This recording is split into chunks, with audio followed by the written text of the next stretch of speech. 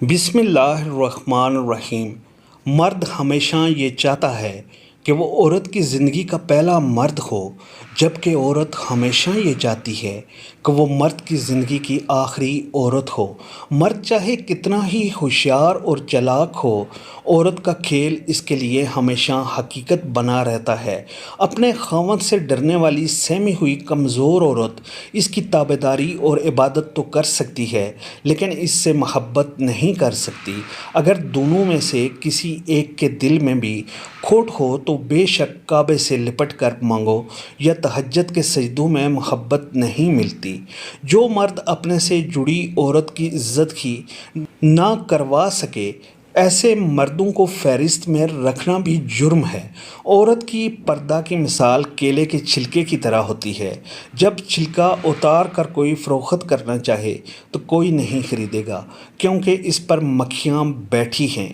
محبت کرنے والوں کی کوئی عزت نفس نہیں ہوتی، انہیں جھکنا بھی پڑتا ہے، گرنا بھی پڑتا ہے، گڑ گڑانا بھی پڑتا ہے، ترسنا بھی پڑتا ہے، اور ایسا کرتے ہوئے مر بھی جانا پڑتا ہے۔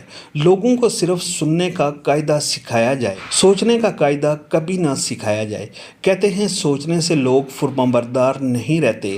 ہم جو بھی شدت سے سوچتے ہیں آنکھوں سے بھی دکھائی دینے لگتا ہے، کانوں سے بھی سنائی دینے لگتا ہے، اور اس کی بو بھی آدمی سونگھ سکتا ہے۔ مرد نے عورت کے ساتھ ابھی تک سونا ہی سیکھا ہے، جاگنا نہیں۔ اس لیے مرد اور عورت کا رشتہ الجھن کا ہی شکار رہتا ہے۔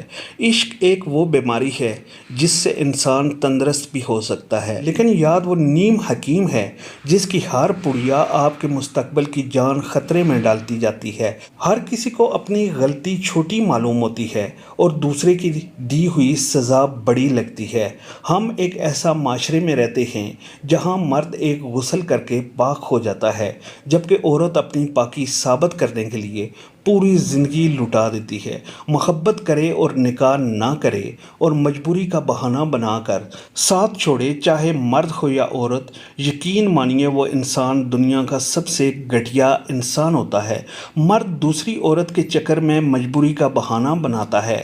اگر وہ مخلص ہو تو عورت دوسرے مرد کے پاس پیسہ دے کر مخلص کو چھوڑتی ہے، ایسی شرط رکھتی ہے جو وہ پورا ہی نہ کر سکے۔